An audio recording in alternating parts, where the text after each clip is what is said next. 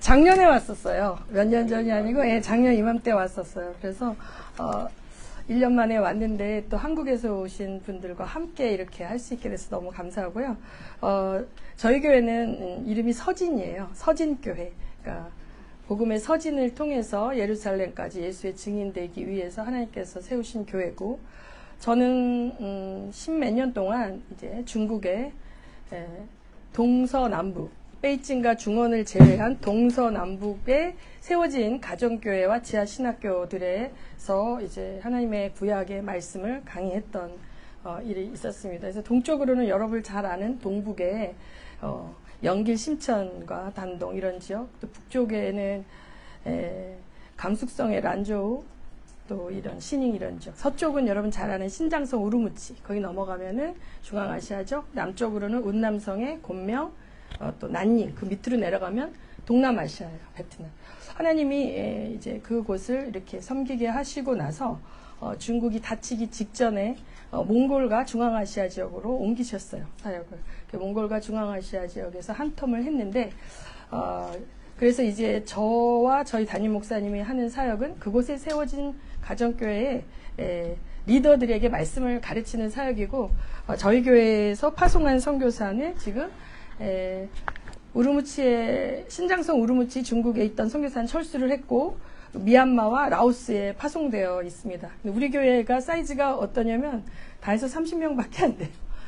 교회가 작지만 하나님의 사명에 순종하니까 하나님 감당할 수 있게 해주시더라고요. 아멘. 또 여러분의 사명 가지고 이 런던 땅에 오셔서 함께 이렇게 동역할 수 있어서 너무 감사합니다. 네, 제가 오늘 아침에 일어나자마자 기도하고 들은 소식이 트럼프 대통령이 총에 맞았다. 근데 죽지 않고 스쳤다. 그 소식을 듣고 깜짝 놀래가지고 봤더니 이제 너무나 이제 유력하게 이제 대선 후보로 떠오르니까 이제 정말 제거할 수 있는 방법이 없죠. 그런데 그분의 정치 성향과 뭐 우리나라의 뭐 유불리를 떠나서 그분이 주장하는 것은 가정의 회복과 하나님의 창조적 가치를 지켜내는 게 그분의 목적이죠. 그래서 그분이 해피 홀리데이, 크리스마스를 해피 홀리데이로 바꿨는데 다시 크리스마스, 메리 크리스마스로 했고, 제가 그분의 설교를 들어보면, 연설을 들어보면 창조주 하나님의 놀라운 가치를 지켜내야 된다 이런 얘기를 많이 하시고, 여러분 아시다시피 미국이라는 나라는 파운딩 파더즈가 전부 청교조 출신으로 핍박을 피해서 이제 아메리카로 왔던 분들이 세운 나라인데, 그 나라의 정체성을 바꾸려고 하는 그 정치 권력과 맞서는 분인데, 이 세상의 공중권세 잡은 자들은 이런 자들을 제거하고 싶어 하죠. 없애고 싶어 하죠. 여러분 2024년 부활절 때 부활절 날을 트랜스젠더 데이로 선포했습니다. 미국의 바이든 대통령이. 한국에 그 소식을 접하고 다시 또 이제 조금 있다가 제가 접한 소식은 뭐냐면, 저랑 중앙아시아 타지키스탄에서 이제 동역하고 계신 선교사님이에요. 그 선교사님이 얼마 전에 저한테 기도 제목을 내셨는데 중국으로 들어가니까 이제 기도해 달라는 거죠. 그 선교사님은 소련 붕괴 이후에 타지키스탄에 들어가서 그곳 두산베에 수천 명이 모이는 이슬람권 국가의 현지인 교회를 세우신 분이거든요. 근데 제가 거기 가서 강의를 했죠. 한 3년 가까이 했었고, 그 다음에 그곳에 와 있는 중국인들 가운데 통역을 자처하는 조선족, 아버지는 한족, 엄마는 조선족인 한 형제 사역자가 우리를 우즈베키스탄에 와 있는 중국 윈 형제, 하늘에 속한 사람의 그 윈 형제 하남성의 교회에서 중앙아시아로 파송한 10가정의 선교사들에게 말씀을 가르쳐라 해서 저희가 이제 코로나부터, 그때부터 제가 우즈베키스탄을 갔는데, 이 통역자와 이 선교사님이 중국에 들어갔거든요. 들어갔는데 공안에게 잡혀서 경찰서에 몇 번 끌려가고 다른 지역으로 이동을 풀려나서 다른 지역에 이동한 거예요. 다음 사역지로. 그런데 그거는 이제 공안의 작전이었던 거죠. 다 캐려고 일부러 그래서 다음 사역지에서 사역을 잘하고 한국으로 돌아오는 비행기 타려고 하는 공항에서 둘 다 잡힌 거죠. 그래서 감옥에 잡혔는데 많은 분들이 기도를 해주셔서 그런지 이제 한국으로 무사히 귀국을 했고, 중국 사역자도 귀국을 해서 지금 한국에 와 있다는 소식을 이제 제가 들었어요. 미국에서 온 소식, 중국에서 온 소식을 들었어요. 미국은 자유민주주의 국가인데 무한 자유, 트랜스젠더, LGBTQ의 자유를 보장하라. 하나님이 정하신 경계를 넘어서는 자유를 보장하라고 주장하는 자들이 하나님의 사람들을 죽이려고 하고 있습니다. 중국이라는 나라는 공산주의 사상에 의해서 세워진 나라고, 지금은 제가 중국의 그 어떤 유튜버를 통해서 여행자들이 간 거를 보면 저 같은 사람은 이제 그렇게 중국을 오래 다녔지만 들어가자마자 다 탈탈 털리죠. 저의 정보는. 우르무치에 갈 수 없는 것은, 우르무치는 100m 간격으로 카메라가 있는데 모든 것이 안면 인식으로 얼굴이 스캔이 되어져서, 또 내가 핸드폰을 들고만 있어도 내 핸드폰의 내용이 완전히 스캔이 되는 그런 상황이에요. 그래서 또 제가 처음에 들어갔을 때는 비자 카드나 이런 카드를 전부 쓸 수가 있었는데, 나오기 전에는 점점 외국 카드는 못 쓰고 위안화만 썼었어요. 그래서 저는 카드가 안 되는 곳에서는 위안화를 없으면 쓸 수가 없는 위안화를 썼는데, 지금은 위안화가 아니라 알리페이인가? 그러기 때문에 그 QR코드를 찍었기 때문에 어디에 가서 뭘 먹었는지 그 모든 동선이 다 추적이 되는 시스템이 완벽하게 갖춰진 게 지금 중국의 현실이에요. 그래서 마지막 때가 되면 자유민주주의 국가든 공산주의 전체주의 국가든 할 것 없이 하나님의 사람들을 미워하는 시대가 됩니다. 미워하는 시대가 됩니다. 지금 이미 그 시대가 도래하고 있죠. 와 있는 것입니다. 오늘 여러분에게 함께 할 말씀은 여러분 주보를 한번 보시면 본문이 이제 거기 있습니다.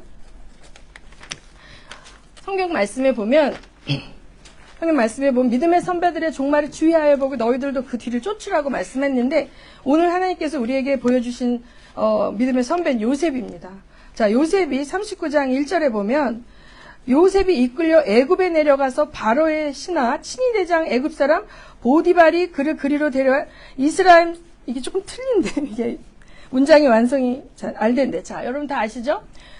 요셉이 팔려갔죠. 애굽에 팔려가서 애굽의 시위대장 보디발의 집에서 노예살이를 합니다. 노예살이. 자, 그런데 39장 2절을 한번 다 같이 읽어볼까요? 시작. 여호와께서 요셉과 함께 하심으로 그가 형통한 자가 되어 그의 주인이 여호와께서 그와 함께 하심을 보며 또 여호와께서 그의 범사에 형통하게 하심을 보았더라. 자, 이렇게 되어 있어요. 그 다음에 그 39장 20절과 21, 23절을 볼까요? 다시 읽습니다. 시작. 이에 요셉이 주인이 그를 잡아 옥에 가두니 그 옥은 왕의 죄수를 가두는 곳이었더라. 요셉이 옥에 갇혔으나 여호와께서 요셉과 함께 하시고 그에게 인자를 더하사 간수장에게 은혜를 받게 하심에 간수장이 옥중 죄수를 다 간수장이 여호와께서 요셉과 함께 하심이라 여호와께서 그를 범사에 형통하게 하셨더라. 자, 여기 제가 오늘 여러분과 보고 싶은 말씀은 39장 전체예요.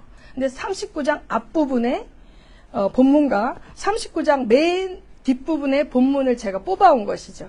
그런데 이 앞부분과 뒷부분의 특징이 뭐냐면 여호와께서 함께 하심으로 형통하게 하였더라. 예, 뒤에도 여호와께서 함께 하심으로 그가 범사에 형통하게 하셨더라 그랬는데, 여러분이 형통이라는 단어를 생각하면 어떤 것이 떠오릅니까? 형통하면 내가 원하는 게 잘 순적하게 이루어지고 꼬이지 않고 일이 술술술술 잘 풀려가는 걸 우리는 형통이라고 하지 않습니까? 그런데 여러분, 여기서 39장 1절에 요셉이 이끌려 애굽에 갔대요. 왜 갔습니까? 그 전에 38장에 형들이 시기질투함으로 그를 팔아넘겼죠. 팔아넘겨서 아빠의 사랑을 받고 색동옷을 입고 부잣집 도련님으로 살던 요셉이 노예가 돼서 애굽에 끌려 내려가서 이제부터 어떻게 해요? 노예로 살아야 되는데 이게 형통한 삶입니까, 여러분? 여러분이 생각하는 형통과 같습니까? 전혀 달라요. 그 다음에 39절에 보면은, 20절에 보면 요셉이 주인이 그를 잡아 옥에 가두었어요. 여러분이 알다시피 이 39장 앞부분과 뒷부분 사이에는 뭐가 있냐면, 요셉이 보디발의 아내에게 유혹을 받았지만 나와 함께 동침하지 않은 그 여인의 그것을 거절하고 계속 그를 거절하니까 누명을 썼죠. 그 여자가 겁탈하고 추행하려고 할 때 자기 겉옷을 벗어쓰고 도망갔는데 이 사람이 어떻게 해요? 그 옷을 붙잡고 이 사람이 히브리 노예가 나를 겁탈하려고 했다고 누명을 씌우면서 난리를 쳐갖고 그 남편이 어떻게 했다? 옥에 가둔 거예요. 노예였다. 자, 부잣집 도련님이었다가 노예가 됐어요. 근데 그 노예에서도 형통함으로 인정을 받고 주인이 그에게 많은 권한을 줘서 그 집의 것들을 잘 관리하고 다스리게 하는 그런 매니지먼트 하는 일을 했었는데 여기서 이제 그 또 하나의 테스트가 있는 거죠. 그 여인이 동침하자 하는데 하나님 앞에 하나님의 말씀에 순종하기 위해서 내가 하나님 앞에 범죄할 수 없다 하므로 말씀에 순종하기 위해서 그것을 거절했더니 이제는 죄수의 몸으로 감옥에 갇혔어요. 근데 성경에서 뭐라 그래요? 형통했다 그래요. 여러분, 우리가 생각하는 형통과 하나님이 말씀하시는 형통이 다르다는 걸 아셔야 돼요. 아멘. 우리에게 고난이 오는데요. 고난이 여러 종류가 있어요. 어떤 고난은 자, 우리가 하나님을 거역하고 반항하고 죄를 지을 때 하나님이 우리를 사랑하심으로 채찍과 이걸 허락하셔서 고난을 통해 우리가 깨닫고 회개하고 돌이키기를 원하시는 고난이 있습니다. 그렇죠? 그런데 여기서 요셉의 고난은 뭡니까? 순종한 죄밖에 없어요. 요셉이 형들에게 미움을 받은 건 뭡니까? 물론 요셉이 처음에 어렸을 때 어린 시절에 아빠가 너무 사랑해 주니까 자존감이 너무 높아서 형들한테서 잘난 척도 많이 했고 하나님이 주신 꿈을 꿨죠. 그 꿈을 꾸고 그 꿈자랑을 하니까 형들이 뭐라, 너 너무 재수없다, 쟤 재수없다. 근데 사실은 형들은 계속 그 아버지의 편애로 말미암아 쌓여져가는 분노가 있어. 꿈자랑 한 번 했다고 동생을 죽이진 않죠. 그 오랜 세월 동안 17살 요셉이 자랄 그 동안 야곱의 편애가 쌓여 있었던 것이고 그 사랑에 받고 교만한 요셉이 형들에게 알게 모르게 계속 상처를 주고 이런 열등감과 분노를 유발하는 행동을 하면서 살아왔겠죠. 근데 거기다 끓는 그 기름을 부은 게 뭡니까? 내가 해와 달과 별이 나한테 절하는 꿈을 꿨습니다. 12 곡식단이 나에게 절하는 꿈을 꿨습니다. 이거를 막 자랑할 때 드디어 저놈을 죽여버려야 되겠다 라는 정도까지 올라간 거죠. 이것은 어느 정도 허물이 있죠. 그러던 차에 아버지가 형들이 양을 치러 나갔는데 양을 잘 치고 있는지 가서 보고 나한테 보고해라. 아버지가 참 잘못이죠. 그죠? 그 감시를 그 어린아이한테 안 그래도 미워 죽겠는데 그러니까 요셉이 걸어올 때 형들이 저 꿈꾸는 놈이 온다. 저놈 죽여버리자. 너무 미운 나머지. 자, 근데 요셉은 여기서 잘못한 게 없어요. 의도한 죄를 짓지 않았어요. 아버지가 시킨 말씀에 순종해서 갔을 뿐이에요. 아버지가 가서 보고 오라 그랬기 때문에 아버지 말씀에 순종했는데 노예가 됐어. 하나님의 말씀에 순종해서 간음을 거절했더니 죄인이 됐어. 자꾸 하나님은 어떻게 합니까? 요셉의 신분을 내려가게 하시고 그런데 이제 야곱의 스토리를 보면요. 야곱이 리브가하고 아버지 속여가지고 사기쳐가지고 에서가 분노할 때 이제 야곱이 도망가지 않습니까? 도망갈 때 사실은 야곱이 나쁜 짓을 한 거예요. 하면 안 된다는 거 알지만 엄마가 막 해갖고 했는데 이거 알고 한 죄예요. 그쵸? 알고 한 행동인데 하나님이 꿈에 나타나셔서 베델에서 나타나셔서 사닥다리를 오르락거리는 천사들을 보이면서 어떻게 해주십니까? 네가 어디를 가든지 내가 함께 가줄게라는 꿈을 통한 확신을 주시는 거예요. 그리고 또 라반에게 고난 받을 때도 하나님이 꿈에 품삯을 자꾸 변개할 때도 얼룩무늬가 새끼를 낳을 거라는 계시를 주셔서 물질을 받는 물건의 복을 찾아주시고 라반이 죽으러 쫓아올 때 라반의 꿈에 나타나셔서 그 사람에게 손대지 말라 하면서 너는 이제 아버지께 돌아가라. 아버지 땅으로 돌아가라. 굉장한 하나님의 현현과 계시가 있죠. 그러니까 야곱은 고난을 자기가 엄마랑 아빠 사기쳐가지고 도망와갖고 당하는 가운데 하나님이 동행한다라는 걸 볼 수 있는 하나님의 현현의 그 문장들이 나와요. 본문에. 근데 39장 여기는 의도적일 정도로 하나님의 나타남이 안 나옵니다. 하나님 직접 나타나심이 없어요. 그리고 요셉의 감정도 기록하지 않고 있어요.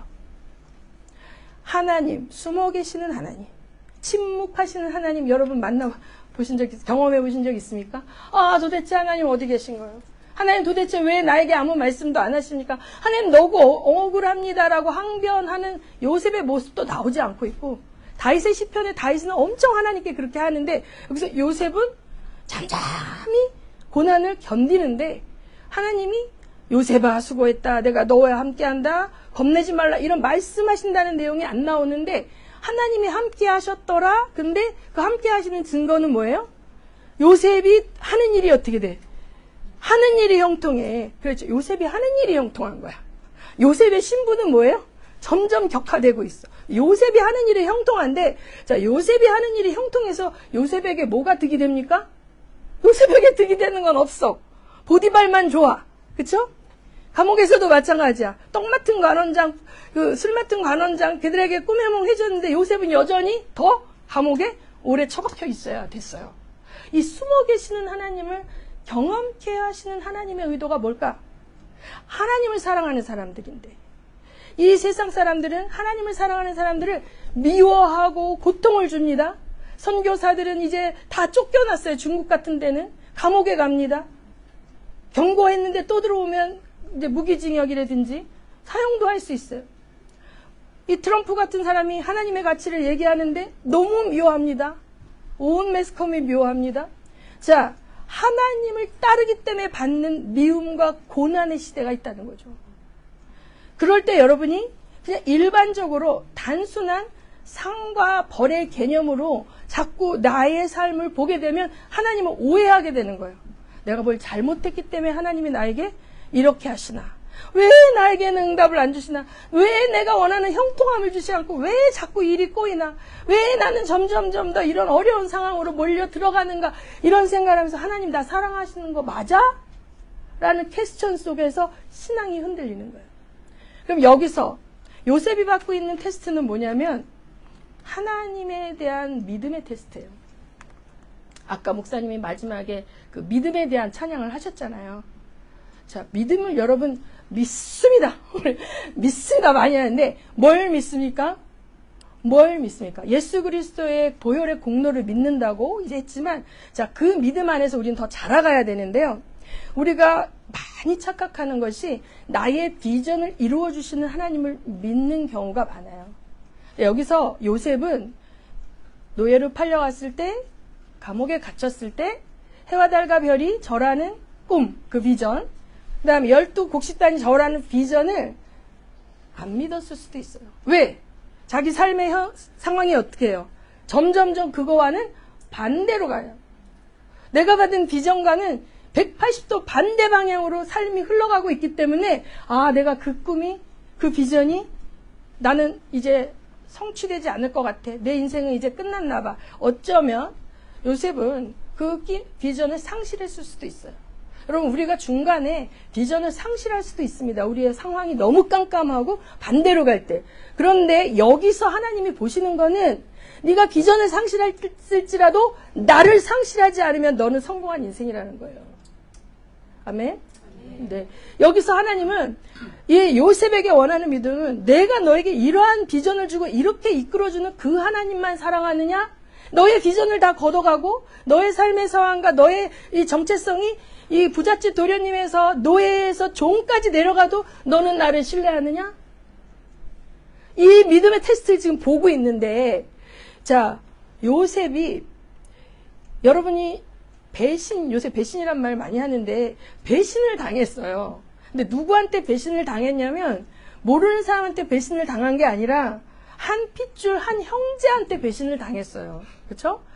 자기는 잘못한 게 없죠. 아버지가 시킨 대로 했을 뿐인데 이 배신을 당하는 상황이에요. 그렇죠? 가족 상담을 제가 공부를 했었어요. 신학교 가기 전에.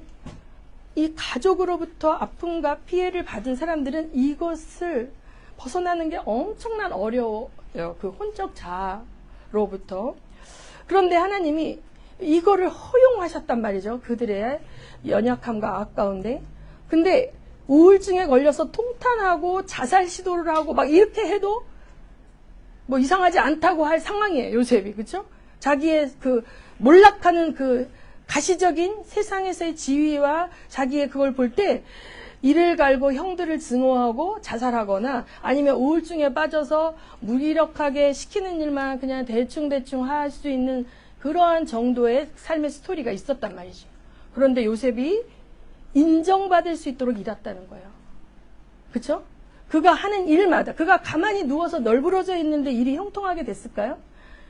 그 주인집에서 맡긴 일을 어떻게 했을까요? 죽게 하듯 최선을 다해서 했을 거라고 봅니다. 지극히 작은 일을 죽게 하듯 충성되게 했을 때 하나님이 30배, 60배, 100배의 열매를 거두게 하는데 그 열매도 내가 먹는 게 아니야. 주인이 먹는 거야. 그런데 1층까지 떨어졌는데 지하실이 있더라고. 이제 구덩이, 지하 구덩이로 들어가서 죄인이 됐잖아요. 껌껌한 구덩이에 들어갔는데 거기서 또 그가 얼마나 순종하고 최선을 다했으면 간수장에게 인정을 받지 않습니까? 간수장에게 인정을 받아서 간수장이 하는 일을 도왔을 때 요셉이 풀려나나요? 그게 아니에요. 그냥 감옥 안에서 간수장의 업무가 좀 수월해지고 업무가 줄어들었을 뿐이에요. 그러니까 요셉이 형통하게 되어서 하는 일은 자기가 잘 먹게 되거나 자기의 기도가 응답이 돼서 누명이 벗기거나 풀려가는 게 아니라 남존 일을 계속 시키는 거야. 남존 일을. 요셉이 있는 곳에 요셉이 하나님과 함께 하심으로 그 열매를 그 곳에 있는 사람들이 먹게 되는 거죠. 원망 불평이 없어. 하나님 나 언제 나가는데요? 이런 내용도 없어요. 그냥 요셉이 하나님과 함께함으로 형통하게 하셨더라 이렇게 하는 거죠. 요 39장 다음번에 나오는 것은 꿈 스토리죠. 술 맡은 관원장하고 떡 맡은 관원장의 이야기란 말이에요. 그런데 술 맡은 관원장은 이제 죄 없이 갇혔어요. 떡 맡은 관원장은 반역이에요. 근데 꿈의 몽을 해줬는데 떡 맡은 관원장은 처형이 됐고 술 맡은 관원장이 나갈 때 나를 좀 꺼내달라고 간절히 부탁하는데 잊어버렸잖아요. 거기서 2년을 더 감옥에 있어야 돼. 여기가 이제 됐다 했을 수도 있어요. 이 사람이 풀려나가는 걸 보고 이제 이 사람이 이제 왕 옆으로 가게 되면 이제 나를 이렇게 얘기해서 나의 억울함을 베껴줄 수 있다 했는데 이 사람이 잊어버리잖아요. 잊어버려서 2년 더 견뎌야 되는 거예요. 인내의 시간이 나는 여기가 끝이다라고 생각했는데 거기서 또 늘어나는 거죠. 하나님 왜 이러시는 걸까요?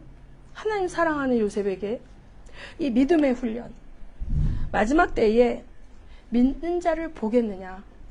하나님이 그렇게 말씀하셨거든요. 복음서에 예수님이 그 믿는 자라는 것은 하나님이 계신 것과 잘하는 자에게 상 주시는 것을 믿는 믿음도 있지만 궁극적으로 나는 하나님이 나와 함께 하시고 내 삶에 어떤 것이 펼쳐진다 할지라도 하나님 나를 지키신다, 나를 사랑하신다, 나는 하나님의 언약 백성이다를 믿는 믿음에서 흔들리지 않아야 됩니다. 여러분.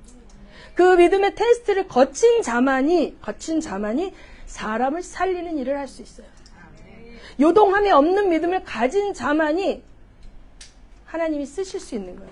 요셉에게 진짜 누가 봐도 형통한 그 형통이 오기 이전에 그 영이 하나님 안에서 형통하게 되어져야 그 영이 하나님과 형통함으로 그가 복의 위치 정체성이 확보되어져야 그와 함께하는 자들, 그가 있는 곳이 감옥이든지 그가 있는 곳이 또는 그 어떤 가정집이든지 그가 있는 곳이 정치의 중심이든지 간에 그 주변이 살아나는 역사가 일어납니다.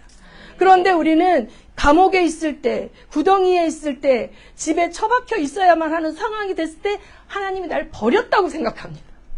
더 이상 하나님이 날 쓰시지 않는다고 생각합니다. 하나님 왜 그 순간을 허락하시니까 너는 네가 원하는 것들을 줘야만 나를 사랑하느냐? 네가 나를 통치하느냐? 내가 너를 통치하느냐의 씨름이에요. 하나님 반드시 우리에게 우리의 원함을 허락해 주신 줄 믿으시기 바랍니다. 그러나 그 과정 가운데에서 완벽하게 하나님의 주권에 순종하고 통치를 받는 자로 우리를 만들어 가셔요. 그렇기 때문에 내가 A라는 프로세스를 계획했다면 우리의 신앙의 지경이 성장해 갈수록 A라는 프로세스가 아니라 B와 C, 전혀 내가 생각하지 않은 프로세스로 하나님이 일하시는 거예요. 그런데 그 과정 속에는 내가 죽을 것 같은 고통도 있을 수가 있고요. 엄청난 모함도 있을 수가 있고요. 억울함도 있을 수가 있는 거예요. 이 요셉의 스토리를 통해서 우리가 하나님께서 우리에게 계시해 주시는 것은 미움을 받는다는 거예요. 자, 요셉의 형들도 하나님을 믿는 그 아브라함의 자손 언약 백성이었어요. 믿는 자들 안에도 하나님께로부터 강력한 비전을 갖고 그 비전을 위해서 선택되어진 자는 다른 자들이 미워한다는 거예요. 시기질투한다는 거예요. 그래서 고통이 온다는 거예요. 그러나 그것을 인하여 그들과의 관계 속에서, 인간 관계 속에서 복수와 피해자, 가해자 이 논리에 갇혀버리면 진도가 안 나가요. 우리는 하나님이 그리스도의 장성한 분량으로 자라가기를 원하십니다. 우리를 위하여 우리가 하나님의 놀라운 사명의 파트너로 차출이 되었어요. 동역자로 차출이 되었어요. 우리 송기호 목사님 이 런던 땅에 있는 수많은 영혼들을 위하여 복음을 이렇게 전파하는 자로 차출이 되셔서 한국에서 여기 오신 거예요. 또 여기 오신 분들도 하나님의 어떤 사명 주셔서 이렇게 여기 오신 거예요. 유럽에 오신 거예요. 저 자신도 또 그렇게 하나님께서 사명으로 차출하셔서 중국의 동서남북을 다니다 이제 중앙아시아와 3년 전부터 영국 땅까지 오게 되었어요. 그런데 하나님은 우리를 목적만으로 쓰시는, 우리가 도구적 존재로 쓰고 끝나는 게 아니라는 거예요. 하나님과 우리는 인격적인 관계. 하나님 우리 아버지 되시고 우리는 하나님의 자녀가 되는 거죠. 우리가 하나님을 알아야 돼. 아버지 되신 하나님을. 그 아버지 되신 하나님이 그리스도의 장성한 분량이 되도록 우리를 자라기 원하시는 거예요. 우리가 실컷 하나님께 일하고 하나님 영광 가로채고 자기가 하나님 자리에 앉아서 망하는 자들이 너무 많거든요. 그런데 하나님 그걸 원치 않고 우리가 예수 그리스도의 형상을 본받고 그 온유와 인격과 겸손을 본받고 그리스도의 장성한 분량으로 자라기를 원하신다는 거죠. 예수님이 내가 너에게 주는 멍에를 매라 그랬죠. 그 멍에는 온유하고 겸손하다 그래요. 예수의 멍에를 맨 자는 사명을 감당하면서 나타나는 인격이 어떻게 돼요? 무례하거나 교만하지 아니하고 온유하고 겸손하다는 거예요. 그 온유와 겸손을 만드시는 과정은 반드시 고난이에요, 여러분. 고난이에요. 이렇게 고난 얘기하면 저런 설교 싫어하는데 여러분 성경이 계시잖아요. 계시. 그런데 예수님의 12제자가 하나님의 예수 그리스도의 멍에를 메고 열방에 갔잖아요. 근데 그들이 형통하였어요. 하나님 함께 하셨기에. 그런데 그 형통은 우리가 생각하는 형통이 아니란 말이죠. 형통의 개념을 오늘 바꾸시는 시간 되시기 원합니다. 하나님과 동행하는 것이 할렐루야 기름 부음 내려 막 환상 보고 듣고 이것만이 하나님 동행하는 거, 그걸 주시는 이유. 하나님이 내가 지금 내 인격 안에 하나님께서 함께 하심을 알 수 있는 어떤 사인을 주시죠. 기름 부음이 느껴지는 분도 있고 환상을 보는 분도 있고 음성을 듣는 분도 있습니다. 그게 목적이 아니라는 거예요. 그 임재와 동행을 가지고 어디를 가라? 땅끝까지 가라. 고난의 현장에 가라. 너의 현장에서 너를 통해 다른 자들이 복을 얻도록 너는 지극히 작은 일에 죽게 하듯 충성하라는 거예요. 많은 크리스찬들이 놓치고 있는 게 교회에 와서 교회에서 하는 일과 이 전도하는 일과 우리가 본질적인 일은 정말 우리가 충성되게 하잖아요. 우리의 삶의 현장에서 우리 자체가 빛이 되고 소금이 되는 거에 대해서는 포인트를 놓치는 분들도 많아요. 하나님은 우리가 가는 어느 곳이든지 그곳에서 하나님이 마음껏 일하실 수 있게 되기를 원하시기 때문에, 우리를 쓰시기 원하시기 때문에 남들이 하기 싫어하는 일 먼저 해야 돼요. 우리 교회 찬양사역자 너무 귀한 형제는 정말 화장실 청소를 몇 년째 자기가 해요. 예배 끝나면 그 바쁜데, 아기가 둘인 아기 아빠인데도 막 뛰어다니면서 화장실 비웁니다. 그러니까 하나님은 계속 보고 계시는 거죠. 쓰셔야 되니까. 성장시켜야 되니까. 요셉이 색동옷 입고 잘난 척하고 형들한테 막, 하나님은 요셉을 쓰시고 열방을 살리고 자기의 언약 백성을 살리는 그 사명으로 애굽으로 가야 했지만 그 과정이 처절해야 했던 것은 요셉이 낮은 데로 가는 걸 잘 몰랐어요. 낮은 데로 가는 게 축복입니다, 여러분. 스스로 낮은 데로 가면 처음 맞고 낮은 데로 내려가지 않아요. 근데 스스로 낮은 데로 내려가신 우리 예수님은 항상 주님이 사랑해 주셨죠. 사랑을 받으셨어요. 그래서 너희가 누구에게 초청을 받았을 때 상석에 앉지 말고 말석에 앉으라고 주님 말씀하셨어요. 구약과 신약은 동일한 계시의 말씀이에요. 많은 사람들이 구약은 율법이고 신약은 복음이다. 아닙니다. 이 구약의 백성들의 살아간 모습이 너희들이 이걸 보고 교훈을 얻으라. 토라가 뭡니까? 창세기부터 신명기까지. 이것을 율법이라고 번역한 것은 잘못된 번역이고요. 교훈과 이야기예요. 하나님이 율법에 조문을 주시지 않고 창세기부터 신명기까지 스토리를 주셨어요. 사람 사는 스토리. 근데 망하는 사람도 있고 흥하는 사람도 있어. 근데 그 망하고 흥하는 게 뭐냐? 잘 먹고 잘 사는 게 아니잖아요. 우리가 작년에 제가 왔을 때 이곳에서 롯과 그 가정 얘기를 했어요. 소돔과 고모라에 이사간 롯, 이민간 롯. 잘 먹고 잘 살기 위해서 소돔과 고모라로 갔지만 어떻게 됐습니까? 영적으로 망했지 않습니까? 영적으로. 하나님의 사명을 따라가는 것이 잘 먹고 잘 사는 거예요. 그 사명의 자리가 아프리카가 됐던 라오스가 됐던 저희 사역자가 라오스에서 한 달 동안 청소년 사역하는 이제 동영상을 오늘 아침에 보내왔어요. 우리가 하나님이 가시는 곳에 함께 갈 때 주님이 우리와 함께 하십니다. 그런데 그것은 여러분이 원하는 편안함과 뭔가 사람들한테 환대를 받고 할렐루야 막 기쁨만 있는 그런 건 아니에요. 어떤 경우는 오해도 받고 원수가 이간하기도 하고 그렇습니다. 그러나 요셉은 최악의 인생의 바닥에서도 하나님을 놓치지 않았어요. 어쩌면 그는 자기 비전은 상실했을 수도 있으나 하나님을 상실하지 않았다는 거죠. 하나님을 놓치는 여러분 되시면 안 됩니다. 그 하나님을 믿는 믿음, 그 하나님이 나한테 좋은 것만 주시는 아빠, 그게 아니라 나를 그리스도의 장성한 분량으로 성장시키시기 위해서 내가 믿음의 포인트가 잘못됐을 때 나라는 존재에 어떤 걸 증명하기 위한 사역도 있습니다. 많이 속습니다. 그리고 하나님이 하시는 것보다 내 방법으로 내가 가려고 할 때도 있어요.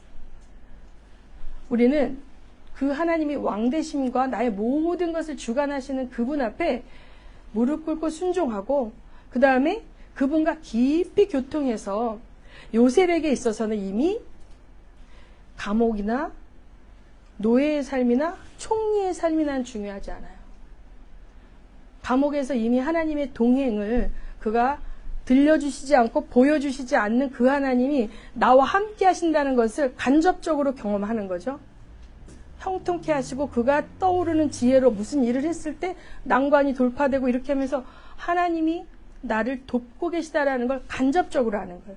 여러분 신앙 안에는요 반드시 이게 있어요. 여러분 언제나 이렇게 독수리 날개짓같이 올라가면 좋겠지만 아니 남편이 암에 걸렸는데 내가 직장에서 실직했는데 할렐루야 이럴 수 있다면 얼마나 좋겠습니까? 저도 작년에 우리 남편이 대장암 1기 판정을 받아서 시술을 했고 여러 가지 어려움이 있지만 그때 기도할 때 하나님 마음에 평안을 주시면서 별거 아니다 곧 지나간다 두려워 말라 마음을 주셨어요. 평안이 왔어요. 이 믿음이라는 것은 어떤 사건이 터졌을 때 하나님이 그것에 어떻게 말씀하시고 그 말씀을 듣고 나는 어떻게 반응할까? 나의 이 혼적 불안과 두려움과 불신앙을 내려놓고 말씀에 의거하여 반응하는 것이 믿음인 줄 믿으시기 바랍니다. 이 믿음이 없으면 패닉이 와요. 우리 남편 같은 경우는 패닉이 왔죠. 엄청 놀래가지고 근데 제가 얘기했잖아요. 통로로. 하나님 별거 아니라 그러셨고 곧 지나간다 그랬으니까 걱정할 필요가 없어. 얘기해줘야 돼요. 믿음을 상실하고 환난 앞에 멘붕이 와가지고 막 정신을 못 차리는 자들에게 가서 우리는 살아계신 하나님이 함께 하심으로 승리할 거라는 걸 말해줄 수 있는 통로가 돼야 되는 거예요. 요셉이 그걸 위해서 가장 밑바닥에 들어갔어야 돼. 색동옷을 입고 왔다가 형들하고 어떻게 뭐 공식적인 방법으로 이민을 와서 이렇게 했을 때 그가 말하는 말은 파워가 없습니다. 죽음의 골짜기에서 그가 그 죽음의 골짜기에서 하나님이 침묵하시고 나를 버리신 것 같은 그 상황 속에서도 하나님을 믿는 믿음, 그 믿음이 상실되지 않는 그 테스트에 합격한 자만이 죽음 가운데, 불 가운데, 물 가운데 하나님 보내실 수 있어요. 제가 아까 우리 목사님이 부름받아 나서님은 찬송가 해주셔서 눈물이 울컥했어요.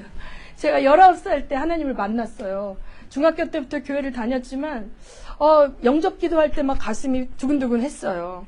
근데 또 교회를 안 나가다가 뭐 이렇게 하다가 고등학교 때 미션 스쿨을 들어가서 또 1, 2학년 때 그냥 뭐 하다가 이제 고3 때 인격적으로 하나님을 만났어요.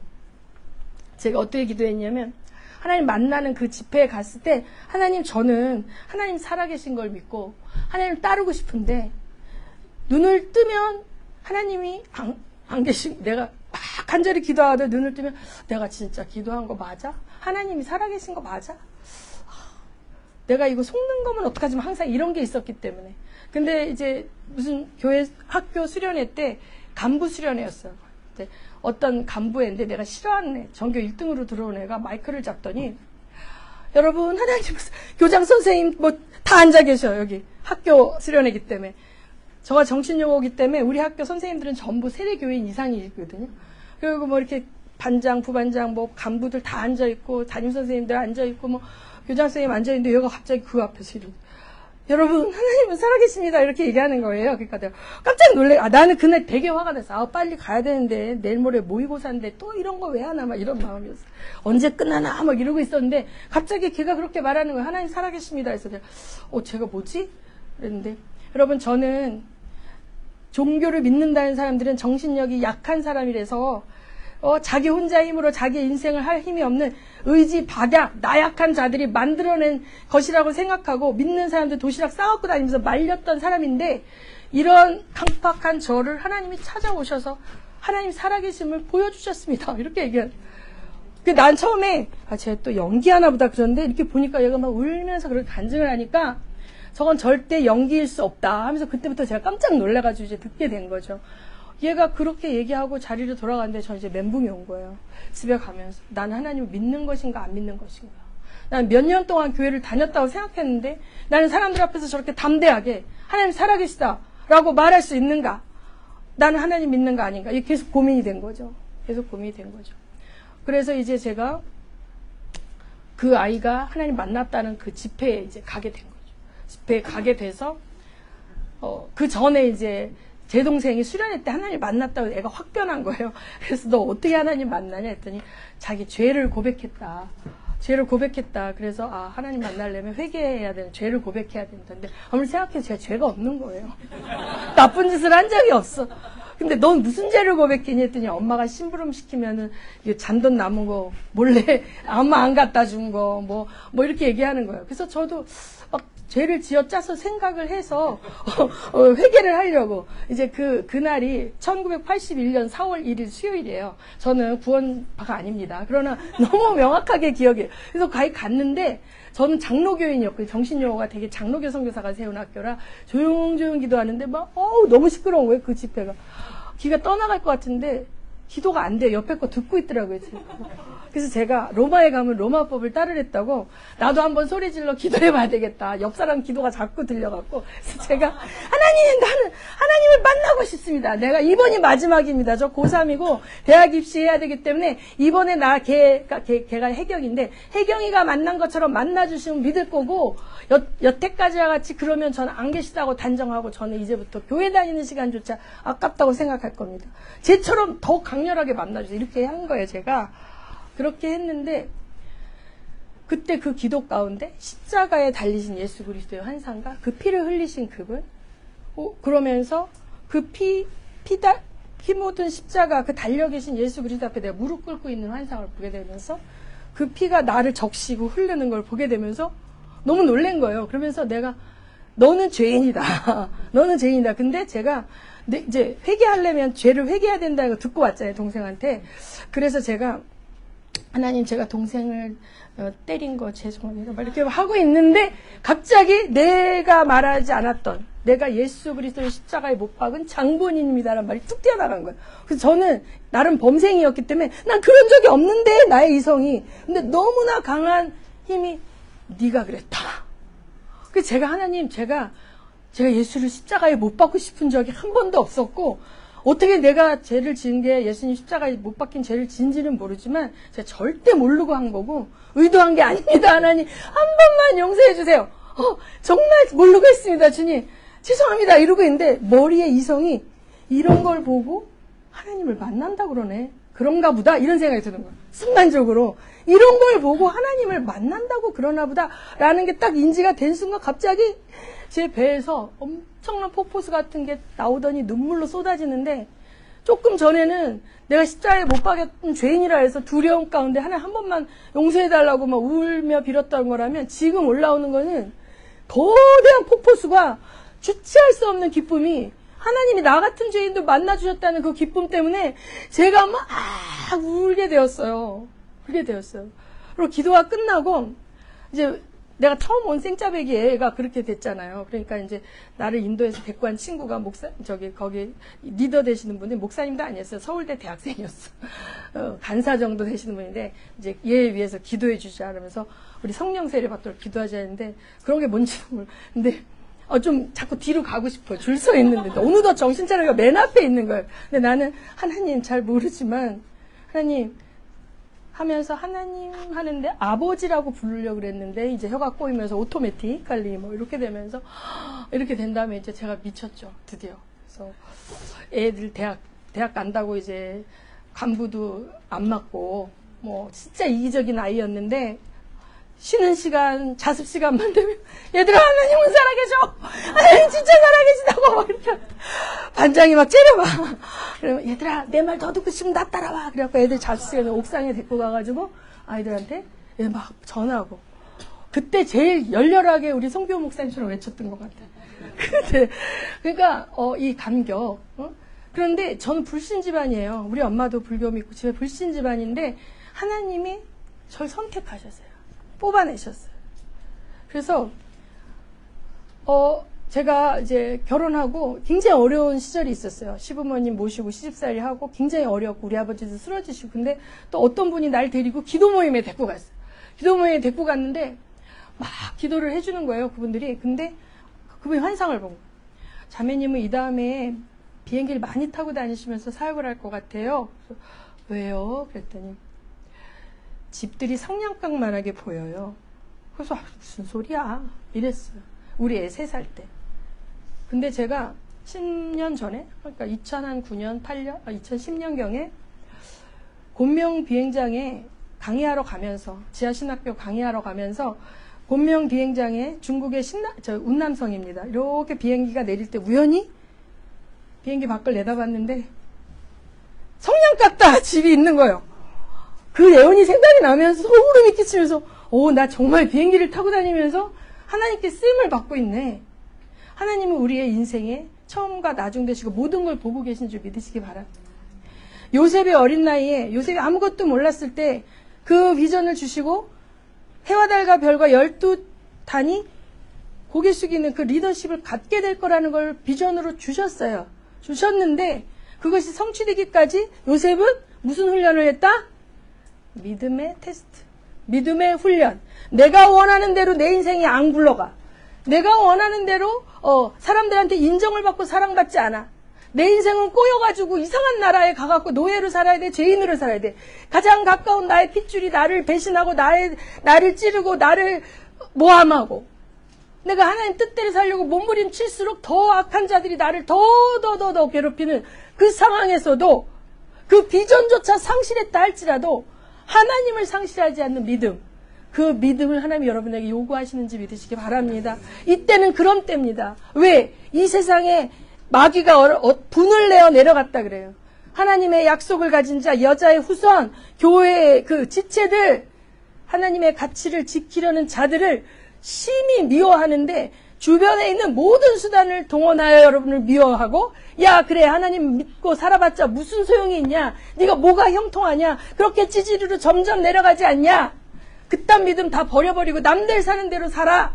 가장 가까운 자가, 남편이, 자식이, 부모가, 친구가 공격할 때 여러분 요셉의 믿음을 본받으신 여러분 되시기 예수 이름으로 축원합니다.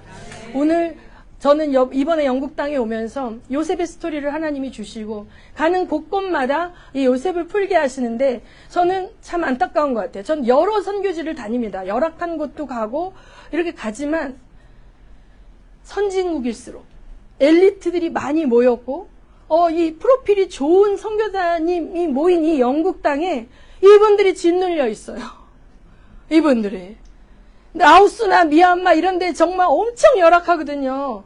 근데 그들 안에는 담대함이 있어요. 문화적 환경과 사회적 환경이, 라오스는 한 달에 10만 원만 있으면 고아를 먹일 수 있어요. 근데 여기는 집값 해결하기 위해도, 선교사님 월세 마련하기 위해도 몇백이 들어가요. 그러니까 생존을 하기 위해서도 막 흔들리는 거죠.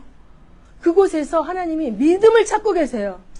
내가 원하는 형통이 아니라 하나님이 원하시는 형통을 따라가는 자, 내가 원하는 환경이 아니라 사람들의 인정이 아니라 하나님의 컨펌으로 비전조차 보이지 않을 때라도 그 하나님을 붙들고 있는 믿음을 가진 자를 찾고 계신 줄 믿으시기 바랍니다.